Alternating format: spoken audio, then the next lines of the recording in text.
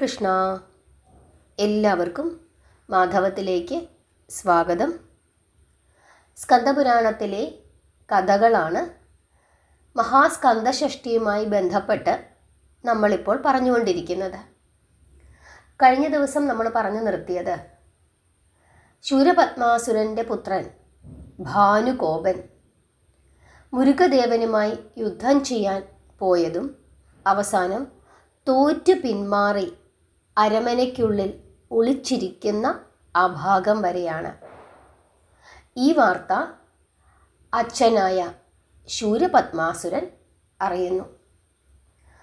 അതറിഞ്ഞ ദിവസം അന്നു രാത്രി ശൂരപത്മാസുരന് ഉറങ്ങാൻ കഴിഞ്ഞില്ല. പിറ്റേ ദിവസം നേരം പുലരുന്നതിനു മുമ്പ് തന്നെ അദ്ദേഹം സഭാമണ്ഡലത്തിൽ എത്തിച്ചേർന്നു. അപ്പോഴേക്കും ഭാനുകോപൻ യുദ്ധത്തിൽ തോറ്റ് അരമനയ്ക്കുള്ളിൽ ഒളിച്ചിരിക്കുന്നു എന്നുള്ള വാർത്ത എല്ലാവരും അറിഞ്ഞു കഴിഞ്ഞിരുന്നു. വാർത്തയറിഞ്ഞ മന്ത്രിമാരും സേനാനായകന്മാരും എല്ലാവരും തന്നെ വളരെ ധൃതിപ്പെട്ട് സഭാമണ്ഡലത്തിൽ എത്തിച്ചേർന്നു. എല്ലാവരും അസുര ചക്രവർത്തിയെ വന്ദിച്ചു. ഉടൻ തന്നെ ശൂരപത്മാസുരൻ യുദ്ധത്തിന് ആഹ്വാനം ചെയ്തു. രഥം, ആനകൾ മുതലായ എല്ലാത്തിനെയും സജ്ജമാക്കി. ആയുധങ്ങൾ നിറയ്ക്കപ്പെട്ട 500 കോടി രഥങ്ങൾ പടകളുടെ മധ്യത്തിൽ സ്ഥാനം പിടിച്ചു. അസുര ചക്രവർത്തി ജയിക്കട്ടെ, വിജയിക്കട്ടെ എന്നുള്ള ജയാരവം എങ്ങും കേൾക്കാൻ തുടങ്ങി. ശൂരപത്മാസുരന് അത് കേട്ടപ്പോൾ, ഇങ്ങനെയുള്ള ജയാരവം കേട്ടപ്പോൾ, തൻ്റെ പടകളെയൊക്കെ കണ്ടപ്പോൾ ഒരു സംതൃപ്തി തോന്നുകയും ചെയ്തു. ആത്മവിശ്വാസം ശൂരപത്മാസുരന് ഉണ്ടായി. അങ്ങനെ ശൂരപത്മാസുരൻ യുദ്ധത്തിനായി പുറപ്പെടുന്നു.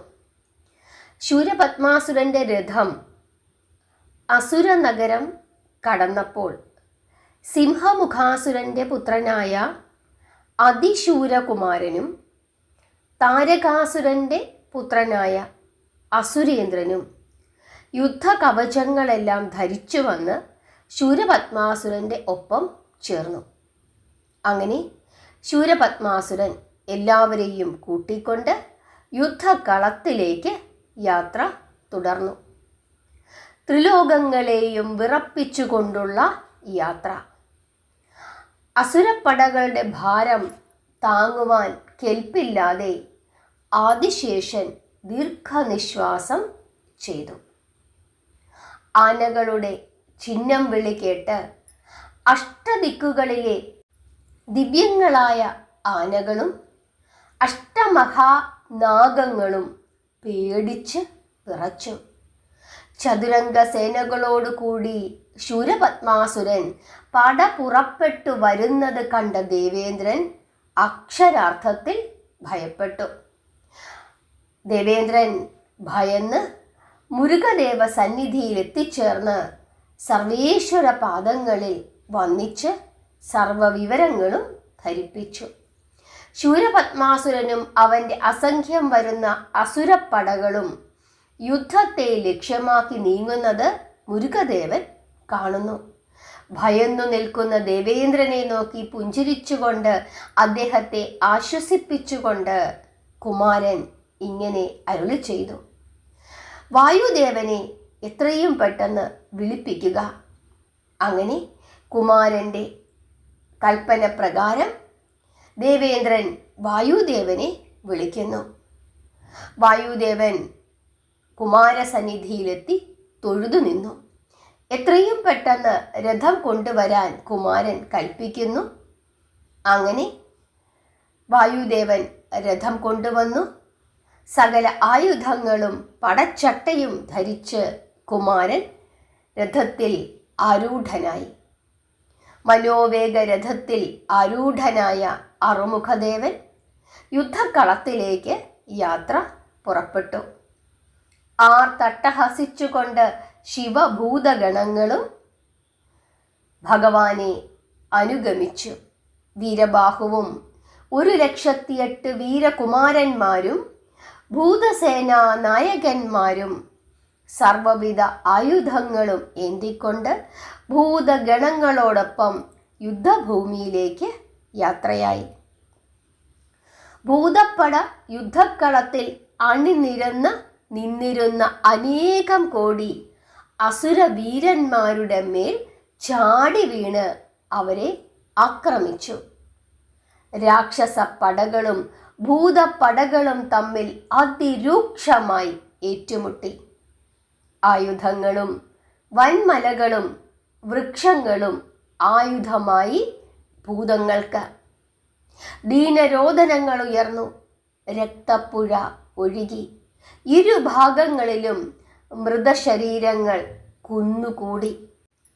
സിംഹമുഖാസുരന്റെ പുത്രൻ കോപത്തോടുകൂടി പല കോടി ബാണങ്ങൾ തൊടുത്തുവിട്ടപ്പോൾ അവന്റെ യുദ്ധ നൈപുണ്യത്തിനു മുമ്പിൽ ഭൂതപ്പട പകച്ചു നിന്നുപോയി. ഇടതടവില്ലാതെ ഭൂതപ്പടകൾക്കു നേരെ അസ്ത്രങ്ങൾ പ്രയോഗിച്ച സിംഹമുഖാസുരന്റെ പുത്രൻ ശത്രുനിരകളെ സംഹരിച്ചുകൊണ്ട് മുന്നേറി. ഭൂതപ്പടകളുടെ പരാജയം കണ്ട് അവരുടെ നായകനായ ഉഗ്രൻ തൻ്റെ ദണ്ഡായുധം ചുറ്റിച്ച് അതിശൂരന്റെ മാർവിടത്തിൽ പ്രയോഗിച്ചു. ഘോരമായ ആ ദണ്ഡായുധം പക്ഷേ അതിശൂരന്റെ മാർവിടത്തിൽ ധരിച്ചിരുന്ന കവചം തകർത്തതല്ലാതെ അവനെ വധിച്ചില്ല. കോപത്തിൽ കലിതുള്ളിയ സിംഹമുഖാസുരന്റെ പുത്രൻ അതിശൂരൻ 10,000 അസ്ത്രങ്ങൾ ഉഗ്രനു നേരെ തൊടുത്തുവിട്ടു. ഉഗ്രന്റെ ശരീരഭാഗങ്ങളിലെല്ലാം അസുരന്റെ അസ്ത്രങ്ങൾ തുളച്ചു കയറി. വേദനയും അപമാനവും കൊണ്ട് ക്ഷുഭിതനായ ഉഗ്രൻ, ഭൂതഗണങ്ങളുടെ നാഥനായ ഉഗ്രൻ അപ്പോൾ ഒരു വൻമല ഇളക്കി പിഴുതെടുത്തു. അതിശൂരന്റെ രഥത്തെ ഉന്നം വെച്ച് ആ മല വലിച്ചെറിഞ്ഞു ഉഗ്രൻ. അതിശൂരന്റെ രഥം തകർന്ന് തരിപ്പണമായി. അടുത്ത ക്ഷണത്തിൽ മറ്റൊരു രഥത്തിൽ കയറിയ അതിശൂരൻ അനേകായിരം അസ്ത്രങ്ങൾ ഉഗ്രനു നേരെ തൊടുത്തുവിട്ടു. തൻ്റെ ദണ്ഡായുധം കൊണ്ട് അസുരാസ്ത്രങ്ങൾ തട്ടിത്തെറിപ്പിച്ച ഉഗ്രൻ രഥത്തിൽ കെട്ടിയിരുന്ന കുതിരകളെ അടിച്ചു കൊന്നു. അപ്പോൾ സിംഹമുഖാസുരന്റെ പുത്രൻ അതിശൂരൻ ആഗ്നേയാസ്ത്രമെടുത്ത് മന്ത്രങ്ങൾ ജപിച്ചു. അത് ശ്രദ്ധിച്ചു ഉഗ്രൻ. എന്നിട്ട് ഉഗ്രൻ സ്കന്ദദേവ തൃച്ചേവടികളെ മനസ്സിൽ ധ്യാനിച്ച് വന്ദിച്ചു. ചീറിപ്പാഞ്ഞു വന്ന ആഗ്നേയാസ്ത്രത്തെ തൻ്റെ കരങ്ങൾ നീട്ടി പിടിച്ചെടുത്ത ഉഗ്രൻ സ്കന്ദദേവന്റെ കൃപയാൽ ആ ആഗ്നേയാസ്ത്രം വായിലാക്കി വിഴുങ്ങിക്കളഞ്ഞു. വരുണാസ്ത്രവും വായുദേവ അസ്ത്രവും നാരായണാസ്ത്രവും അതിശൂരൻ ഉഗ്രനു നേരെ പ്രയോഗിച്ചു. പക്ഷേ അവയെല്ലാം പിടിച്ച് വിഴുങ്ങിക്കളഞ്ഞു ഉഗ്രൻ. ഉഗ്രന്റെ ഇപ്രകാരമുള്ള അതിവിചിത്രമായ ആ ശക്തി വീക്ഷിച്ച അതിശൂരൻ അത്ഭുതപ്പെട്ട് നോക്കി നിന്നുപോയി. ആ സമയം കൊണ്ട് അതിരൂക്ഷമായി ആക്രമിച്ച അനേക ലക്ഷം അസുരവീരന്മാരെ ഉഗ്രൻ വധിച്ചു കളഞ്ഞു. ഉഗ്രന്റെ കടന്നാക്രമണത്താൽ അവശരായ രാക്ഷസ വീരന്മാർ 4 പാടും ഭയന്നോടി. ഇതെല്ലാം കണ്ടുകൊണ്ട് നിൽക്കുകയാണ് ബ്രഹ്മദേവൻ. ഉഗ്രന്റെ അതിവിശിഷ്ടമായ ഇപ്രകാരമുള്ള ആ ശക്തി കണ്ടിട്ട് ആശ്ചര്യത്തോടു കൂടി ബ്രഹ്മദേവൻ ദേവേന്ദ്രനോട് പറയുകയാണ്, കഠിനമായ തപസ്സനുഷ്ഠിച്ച് പരമേശ്വരനിൽ നിന്ന് അത്ഭുതകരമായ പല വരസിദ്ധികളും നേടിയിട്ടുള്ളവനാണ് ഉഗ്രൻ എന്ന ഭൂതഗണം. സ്കന്ദദേവന്റെ അനുഗ്രഹം സിദ്ധിച്ചിട്ടുള്ള ഉഗ്രൻ മഹാവിഷ്ണുദേവന്റെ ചക്രായുധം വിഴുങ്ങിയ ദതീചി മഹർഷിയേക്കാൾ ശ്രേഷ്ഠനാണ്. അതുകൊണ്ട് ഉഗ്രൻ ദേവാസ്ത്രങ്ങൾ വിഴുങ്ങിയതിൽ അത്ഭുതപ്പെടേണ്ട യാതൊരു കാര്യവുമില്ല.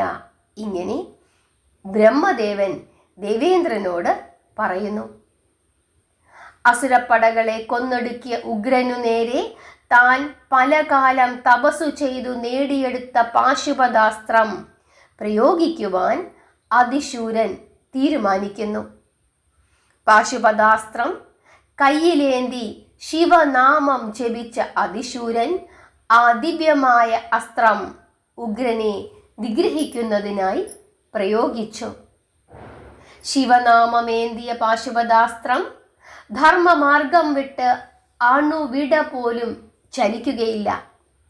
അപ്രകാരമുള്ള പാശുപതാസ്ത്രം നിരായുധനുമേൽ പ്രയോഗിച്ചാൽ അത് ഭഗവാന്റെ തൃക്കൈയിൽ തന്നെ വന്നു ചേരുന്നതാണ്. പാശുപതാസ്ത്രം ഉഗ്രഭൂതനായകനെ സമീപിച്ചു. ശിവതത്വം അറിഞ്ഞിരുന്ന ഉഗ്രൻ തൻ്റെ കയ്യിലെ ദണ്ഡായുധം വലിച്ചെറിഞ്ഞ് അസ്ത്രത്തിൻ്റെ മുമ്പിൽ കൈകൾ കൂപ്പി നിന്നു. പഞ്ചാക്ഷരി മന്ത്രം ജപിച്ച് ഭക്തിയോടുകൂടി കൈകൾ കൂപ്പി നിന്നു. സർവസംഹാരത്തോടുകൂടി പാഞ്ഞു വന്ന പാശുപതാസ്ത്രം ഉഗ്രഭൂതനാഥനെ സ്പർശിക്കാതെ വഴിതിരിഞ്ഞ് പരമേശ്വര സന്നിധാനത്തിലേക്ക് പോയി മറഞ്ഞു. ഒരു നിമിഷം അതിശൂരൻ അത്ഭുതപ്പെട്ടു നിന്നുപോയി. പിന്നെ തൻ്റെ രഥം വായുവേഗത്തിൽ പറപ്പിച്ച് അവൻ ഉഗ്രനെ സമീപിക്കുന്നു. തൻ്റെ ദണ്ഡായുധം കൊണ്ട് ഉഗ്രൻ്റെ കയ്യിൽ ശക്തിയോടുകൂടി അവൻ ഇടിക്കുകയാണ്. അതിശൂരന്റെ കയ്യിൽ നിന്നും ദണ്ഡായുധം പിടിച്ചു പറിച്ചെടുത്ത ഉഗ്രൻ ആ ആയുധം കൊണ്ടുതന്നെ അതിശൂരന്റെ മാറിടം അടിച്ചു പൊളിച്ചു. അതോടെ അസുരവീരൻ ഉഗ്രഭൂതനാഥന്റെ അടിയേറ്റ് മരണപ്പെട്ടു. അതിശൂരന്റെ ദാരുണമായ അന്ത്യം വീക്ഷിച്ച അസുരേന്ദ്രൻ ഭൂതഗണങ്ങളെ രൂക്ഷമായി ആക്രമിച്ചു. അനേകായിരം ഭൂതഗണങ്ങൾ മരണപ്പെട്ടു. അസുരേന്ദ്രൻ താരകാസുരന്റെ പുത്രനാണ്. ഭൂതഗണത്തിൽപ്പെട്ട കനകൻ അസുരേന്ദ്രനുമായി യുദ്ധം ചെയ്തു. അസുരേന്ദ്രന്റെ അസ്ത്രങ്ങളേറ്റ് കനകൻ നിലം പതിച്ചു. അടുത്തതായി ഉന്മത്തൻ എന്ന ഭൂതനാഥൻ അസുരേന്ദ്രനുമായി കഠിനമായ യുദ്ധം ചെയ്തു. പക്ഷേ അസുരേന്ദ്രന്റെ മുമ്പിൽ പിടിച്ചു നിൽക്കുവാൻ ഉന്മത്തന് സാധിച്ചില്ല. അവനും ബോധമറ്റ് നിലം പതിച്ചു.